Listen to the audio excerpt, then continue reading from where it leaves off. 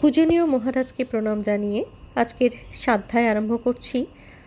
আমরা পড়ছি মহারাজ স্বামী সোমেশ্বরানন্দজির লেখা বই আমার সাধন জীবনের দিনলিপি। আমরা আজকে 156 পাতা থেকে পড়ছি।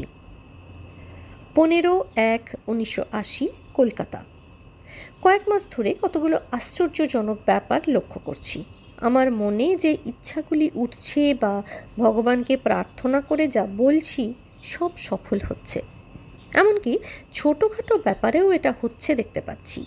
4-5 দিন আগে দমদমে যাবার বাসে যাব। বাস স্টপে দাঁড়িয়ে ভাবছিলাম বাসে সিট পেলে বেশ ভালো হয়।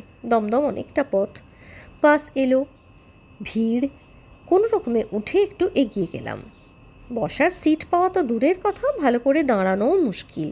অবাক কাণ্ড, এক স্টপ যেতেই পাশের সিট থেকে এক যাত্রী উঠে দাঁড়ালেন, নামবেন। ফাঁকা সিট পেয়ে আমি বসে পড়লাম। ব্যাপারটাকে নেহাত যোগাযোগ বলতেও সন্দেহ। তার কয়েকদিন আগে আশ্রমে বাথরুমে বসে কাপড় কাচ্ছিলাম। মনে চিন্তা এলো যে আজ যদি 10টা টাকা পাই তবে সিগারেট কেনা যাবে। আশ্রম থেকে তো আর সিগারেটের পয়সা নেওয়া যায় না। আশ্চর্য, দুপুর 3টে নাগাদ এক ভদ্রলোক দেখা করতে এলেন। কিছুক্ষণ আলাপ করে যাবার সময় 10 টাকা প্রণামী দিয়ে গেলেন। আর গতকাল যা ঘটল তাতে আমি তো ঘাবড়েই গেলাম। বিকেলে সুজিত নাগ তার দেখা করতে গিয়েছিলাম তার বাড়িতে। যেতে যেতে রাস্তার মোড়ে দেখলাম ফুলকপির সিঙাড়া তৈরি করে বিক্রি করছেন একজন। খেতে ইচ্ছে হচ্ছিল, কিন্তু পকেটে পয়সা নেই। হেঁটে সুজিতবাবুর বাড়িতে যেতেই তার স্ত্রী এক গাল হেসে বললেন, খুব ভালো দিনে এসেছেন আপনি, ফুলকপির সিঙাড়া তৈরি করছি, ঠাকুর আপনাকে পাঠিয়ে দিয়েছেন, আসুন। আর গত মাসে যা ঘটেছিল এতে আমি তো খুবই অবাক হয়ে গিয়েছিলাম। দুর্গাপুরের ঘটনা। ওখানে এক মহিলা সমিতিতে গিয়েছিলাম। তারা গরিব মেয়েদের জন্য স্কুল এবং ভোকেশনাল ট্রেনিং চালাচ্ছেন। দেখে খুব ভালো লাগলো। বিশেষ করে মেয়েদের বৃত্তি শিক্ষা দিয়ে তাদের নিজেদের পায়ে দাঁড়াতে সাহায্য করার প্রোগ্রাম। বললেন বিশেষ ধরনের সেলাই কল কিনে মেয়েদের নতুন নতুন ডিজাইন শেখাতে চান তারা, কিন্তু মেশিনের দাম 2000 টাকা বলে দেরি হচ্ছে। আমি প্রতিশ্রুতি দিলাম ওই টাকা জোগাড় করে দেবার। ঘুরে ঘুরে সব দেখার পরে রামমোহন এভিনিউতে ফিরে আসছি। সেদিন সন্ধ্যায় আশ্রমে ধর্মীয় আলোচনা ও প্রশ্ন উত্তরের ক্লাস। আসার সময়ে পথে চিন্তা এলো, মনের আবেগে তো সমিতিকে প্রতিশ্রুতি দিয়ে এলাম যে এত টাকা জোগাড় করব, কিন্তু কিভাবে করব? মনে মনে ভাবছিলাম যে দুমদাম এভাবে কথা দেওয়াটা একদম ঠিক নয়, আমি ভুল করে ফেলেছি। ভবিষ্যতে এ বিষয়ে সতর্ক থাকতে হবে। সেটারই প্রতিশ্রুতি দেব যেটা আমি পারবো। মন্দিরে ঢুকে আসনে বসার আগে বেদিতে রাখা ঠাকুরমা স্বামীজির ফটোর সামনে প্রণাম করলাম। শ্রী শ্রী মায়ের ফটোর দিকে তাকিয়ে আকুলতা নিয়ে প্রার্থনা করলাম, মা কৃপা করে 2000 টাকা পাইয়ে দাও আমাকে। মহিলা সমিতিতে ওরা খুব ভালো কাজ করছেন, তাদের দরকার এই টাকা। মা, আমি নিজের ক্ষমতা না বুঝেই ওদের প্রতিশ্রুতি দিয়েছি, তুমি কৃপা করে এই টাকার ব্যবস্থা করে দাও। এবার উঠে চেয়ারে বসে ক্লাস শুরু করলাম। আলোচনা করতে করতে প্রার্থনার কথা ভুলে গিয়েছিলাম। 1-1.25 ঘন্টা বাদে ক্লাস শেষ হলো। ভক্তরা এক এক করে এসে প্রণাম করলেন। শেষ হয়ে গেলে ধীরেনবাবুকে বললাম, কত টাকা প্রণামী পড়েছে, গুনে বলুন তো। তিনি হিসেব করে বললেন 2300 টাকা। শুনেই আমি চমকে উঠলাম। আমার দেওয়া প্রতিশ্রুতির কথা মনে পড়ল। অনুরোধ করে তাকে বললাম, 2000 টাকা আলাদা করে রাখুন তো, কাল এই টাকা মহিলা সমিতিতে পাঠিয়ে দেবার ব্যবস্থা করবেন। খুবই আশ্চর্য হয়েছিলাম। দুর্গাপুরে আগেও এসেছি এরকম আলোচনা সভায়, 300-400 টাকা বেশির প্রণামী কোনোদিনও হয়নি, কিন্তু আজ 2300 টাকা। মা তাহলে আমার প্রার্থনায় সাড়া দিয়েছেন। প্রণামীতে এত টাকা আমার কল্পনার বাইরে, অথচ এটাই সম্ভব হলো আজ। মন্দিরে গেলাম আবার। মার ফটোর দিকে তাকিয়ে মন প্রাণ দিয়ে কৃতজ্ঞতা জানালাম, বারবার প্রণাম করলাম। চোখে জল এসে গিয়েছিল। বারবার এমন ঘটনা ঘটছে গত মাস ধরেই। এর সঙ্গে আরেকটা জিনিস লক্ষ্য করেছি, বক্তা ও লেখক হিসাবে আমার জনপ্রিয়তা খুবই বেড়ে যাচ্ছে। দেখেছি যে আমার চেয়ে অনেক ভালো বক্তা থাকা সত্ত্বেও আমি বেশি প্রশংসা পাচ্ছি এবং আমন্ত্রণ আসছে রাজ্যের বিভিন্ন প্রান্ত থেকেও। যুবকদের মধ্যে প্রভাবটাই যেন বেশি। যেটা খুবই আশ্চর্য লাগছে আমার কাছে, যে বক্তৃতার টেপ শুনে অবাক লাগছে নিজের পয়েন্টগুলোকে লক্ষ্য করে। এসব পয়েন্ট বা চিন্তা আমি কখন করলাম? মুখ দিয়ে এমন কিছু কথা বেরিয়ে আসছে যা নিয়ে আগে কখনো ভাবিইনি। অনেকেই এসে অনুরোধ করছেন ভাষণগুলি ছাপাবার জন্য। 3 জন তো এর জন্য টাকাই দিতে চাইলেন। আর একটা বিষয় লক্ষ্য করছি যে বিভিন্ন ম্যাগাজিনে আমার লেখার জনপ্রিয়তা বাড়ছে। কংগ্রেস, সিপিআই, আরএসপি, সোশ্যালিস্ট পার্টির কয়েকজন নেতাও দেখা করে আমাকে অভিনন্দন জানিয়ে গেলেন। 3 জন সোশ্যালিস্ট নেতা তাঁদের পত্রিকাগুলিতে নিয়মিতভাবে লিখতে বললেন। নিজের ছাপা লেখাগুলো পড়ে আমিও অবাক হচ্ছি। এত ভালো ভালো পয়েন্ট আমার মাথা থেকে বেরিয়েছে। আশ্চর্য! 2 জন বই প্রকাশক এসে অনুরোধ করলেন পাণ্ডুলিপি দিতে। কাগজে প্রকাশিত লেখাগুলি নিয়েও তারা বই ছাপতে চান। বর্তমানে সামাজিক রাজনৈতিক পটভূমিকাতে বেদান্তের প্রয়োগ কিভাবে ঘটাতে হবে, মার্ক্সীয় সমাজতন্ত্রের থেকে স্বামীজির সমাজতন্ত্রের পার্থক্য, গ্রামগুলিতে নারীর সশক্তিকরণ ইত্যাদি প্রসঙ্গে বেদান্ত ও স্বামীজির বাণীর প্রয়োগ পদ্ধতি ও উদাহরণ বা কেস স্টাডি তুলে ধরছি বক্তৃতা ও লেখাগুলিতে।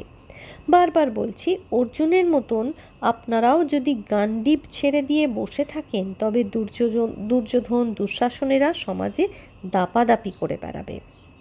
হঠাৎ যেন আমার মধ্যে একটা পরিবর্তন শুরু হয়েছে বুঝতে পারছি। অনুভব করছি এই নতুন শক্তিকে, কিন্তু আমি নিজে পরিকল্পনা করে এই পরিবর্তন ঘটাচ্ছি না। এটা যেন একটা স্বতঃস্ফূর্ত ব্যাপার, নিজেই হচ্ছে আমার ইচ্ছে এবং চেষ্টা ছাড়াই। জীবনে কিছু আশ্চর্যজনক ব্যাপার ঘটে যাচ্ছে যা আগে অনুভব আমি করিনি। মনে হচ্ছে একটা শক্তি যেন আমার মধ্য দিয়ে কাজ করে যাচ্ছে। ওদিকে ধ্যানও গভীর হচ্ছে। চেতনা বিন্দুতে স্থির হয়ে বসে থাকতে থাকতে কোনো দিন কিছু দৃশ্য ভেসে ওঠে। সাগরের তীরে বড় ছোট বিভিন্ন শহরে আমি কাজ করছি। জায়গাগুলোর নাম কি কাজ করছি কিছু বুঝতে পারছি না। এসব দৃশ্য আমি কখনো দেখিনি ধ্যানে বা কাজে। এগুলো মনের মধ্যে উঠছে, কিছুক্ষণ থাকছে, আবার মিলিয়ে যাচ্ছে। অনেক সময় বিভিন্ন মুখও দেখতে পাই, অচেনা মানুষ, শুধু মুখ। ওরা আমাকে দেখছে না, মুখগুলো ভেসে উঠছে আর কিছুক্ষণ বাদে বিলীন হয়ে যাচ্ছে। এ যে ঘন ঘন হচ্ছে তা নয়, 7-8 দিনে 2-1 বার। একবার তো খুবই অবাক হলাম। একটি লোককে ধ্যানের মধ্যে দেখলাম। সে ফুল ছড়িয়ে দিচ্ছে চারিদিকে। আমি বলেই অনুভব করেছিলাম তাকে, অথচ তার মুখ আমার মুখের মতো নয়। ধ্যানের মধ্যে আশ্চর্য বোধ করছিলাম, এ কি করে হয়? আমি, অথচ আমি নই। কিছুক্ষণ পরে লোকটি এক বেলচা দিয়ে পাশের মাটি খুঁড়ে দিয়ে সেখানেও ফুল ছড়াতে লাগলো। ধ্যানের গভীরে সম্ভবত নয়, বরং ধ্যান ছেড়ে যখন নেমে আসছি বোধহয় সেই সময়ই এমন দৃশ্য অনুভব করতাম। এগুলো স্বপ্নের মতো নয়, কল্পনাও নয়, কারণ স্বপ্ন ও কল্পনায় দৃশ্য বস্তু দেখে সন্দেহ জাগে না। অথচ এই অনুভবগুলো হওয়ার সময় আমার প্রশ্ন জেগেছিল, সন্দেহ হয়েছিল, এসবের সত্যতা নিয়ে সন্দেহ হয়েছিল, অথবা এগুলো আসছে মনের অবচেতন স্তর থেকে। এটাই ভাবছিলাম। এই স্তরকে আগেও অনুভব করেছি, কিন্তু এবারের অনুভব অন্যরকম। মনোবিজ্ঞানে রিগ্রেশন বলে যে কথা আছে, এটা কি সেটাই? কি জানি। চেতনা বিন্দুতে থাকতে থাকতে হঠাৎ অনুভব করি আমার সত্তার প্রসার ঘটছে, আর এই প্রসারিত সত্তার মধ্যে ওই দৃশ্যগুলোর আবির্ভাব হচ্ছে। মন্মথ মহারাজকে সত্যব্রতানন্দজিকে এ বিষয়ে প্রশ্ন করলে তিনি উত্তর দিলেন, এটা অবচেতনে হতেও পারে, আবার নাও হতে পারে। যে স্থির সত্তার অনুভব চেতনা বিন্দুতে, সেটা সম্ভবত অতি চেতন স্তরের। এই স্তরের পর আসবে বিশ্ব মানুষ। তোমার এই দৃশ্যগুলো বিশ্ব মানুষের আভাসও কিন্তু হতে পারে। অবচেতন ও অতি চেতনের মাঝে এসব দেখা যায়, আবার অতিচেতন ও বিশ্ব মানুষের মাঝেও এই ধরনের দৃশ্য দেখা যায়। পার্থক্য বোঝা কঠিন। তবে এর চেয়ে বড় প্রশ্ন যে ধ্যান থেকে উঠে আসার পর তোমার মনের অবস্থা কেমন? অবচেতন অতিচেতন স্তরের মাঝে অনুভব হলে ধ্যান থেকে উঠে শরীর ও মন রিল্যাক্সড লাগে। আবার অতিচেতন ও বিশ্ব মানুষের মাঝে অনুভব হলে মনে শান্তির সঙ্গে সঙ্গে প্রসারতার ভাবও থাকে। নিজের শরীরকে মনে হবে ছোট, তুমি যেন বদ্ধ হয়ে রয়েছ ওই সীমার মধ্যে। তোমাকে কেউ যেন বেঁধে রেখেছে, বেরিয়ে আসতে চাইছো কিন্তু পারছো না। জিজ্ঞেস করলাম, প্রার্থনা করলেই সেটা পূর্ণ হওয়া, জনপ্রিয়তা বাড়া, মাথায় নতুন নতুন চিন্তা আসা, এগুলোর কারণ কি? গত কয়েক মাস ধরেই এটা অনুভব করছি। মহারাজ বললেন, এগুলো হচ্ছে আত্মার বিভূতি। আত্মার যত কাছে যাবে তুমি, অতি চেতনে স্থির হবে, শক্তিগুলো বেশি জেগে উঠবে। যে কারোরই এটা হতে পারে। মনে অজস্র ঢেউ থাকায় আত্মার শক্তি যেন ঢাকা পড়ে যায়। যেমন এক টুকরো মেঘ ঢেকে দেয় সূর্যকে, সেই রকম মনে ঢেউ যতই শান্ত হবে ততই বোঝা যাবে শক্তিগুলোকে। দৈনন্দিন কর্মজীবনে এর ফল দেখতে পাবে। সতর্ক করে দিলেন তিনি, এদিকে নজর দিও না, তাহলে পরে এগুলিতে আসক্ত হয়ে পড়বে, এগুলোই হবে তোমার বন্ধন। যদি নিজে নিজে এগুলো আসে, আসুক, এগুলো তুমি কাজে লাগাতে চেষ্টা করো না, এগুলোর জন্য অহংকার করো না। সাধনার এক স্তরে যেগুলো অগ্রগতির লক্ষণ, পরবর্তী স্তরে সেগুলোই হবে বন্ধনের কারণ। খুব সাবধানে চলতে হয়।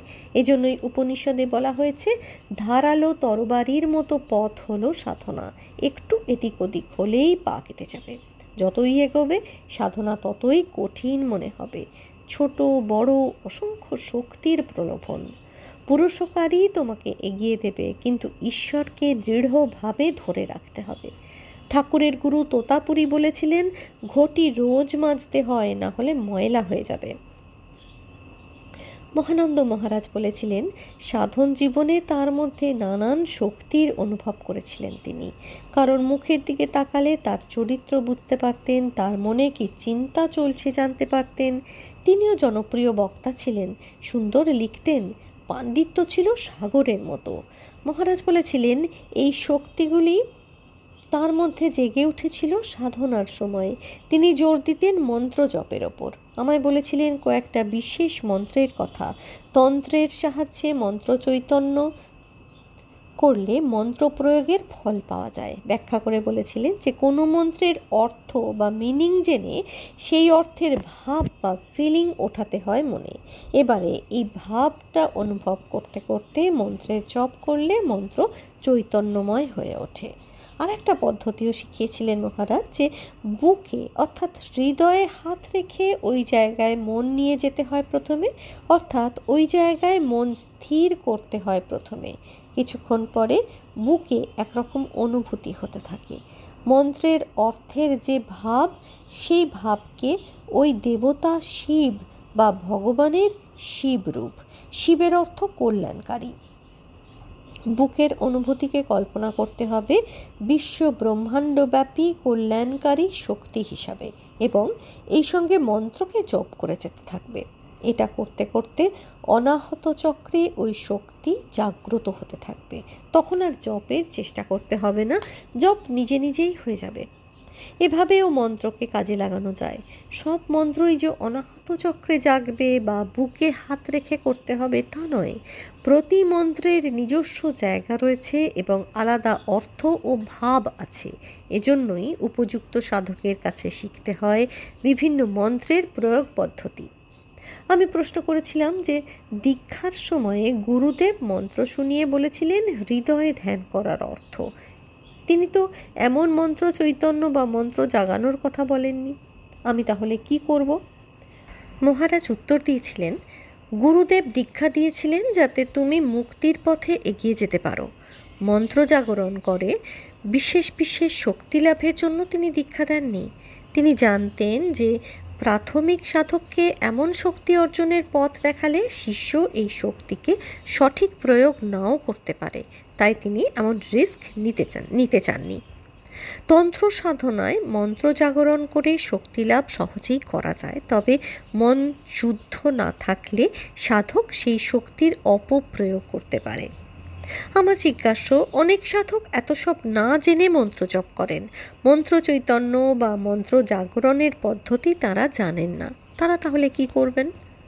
গুরুদেব যেভাবে বলেছেন সেভাবেই সাধনা করবেন। ঠাকুরের কথা মনে আছে তো? তিনি বলেছিলেন, শিশু তো বাবা বলে ডাকতে পারে না, কখনো বলে বা, কখনো পা। বাবা কিন্তু জানেন যে শিশু তাকেই ডাকছেন। তেমনি সাধক যেভাবেই সাধনা করুন, ঈশ্বর বুঝতে পারেন যে তাকেই ডাকা হচ্ছে। মহারাজকে বলেছিলাম যে ভবিষ্যতে একদিন এই বিষয়ে আরও জানতে চাই আপনার কাছে, বিশেষ করে মন্ত্র বিষয়ে। তিনি হেসে বললেন, বেশ তো, মন্ত্রশাস্ত্র বিরাট শাস্ত্র, তবে শুধু শুনলে হবে না, নিজে সাধনা করতে হবে, তবেই এর সত্যতা বুঝতে পারবে। আমরা আজকে 161 পাতা পর্যন্ত পড়লাম। পরের দিন এরপর থেকেই শুরু হবে। সবাই ভালো থাকবেন, সুস্থ থাকবেন।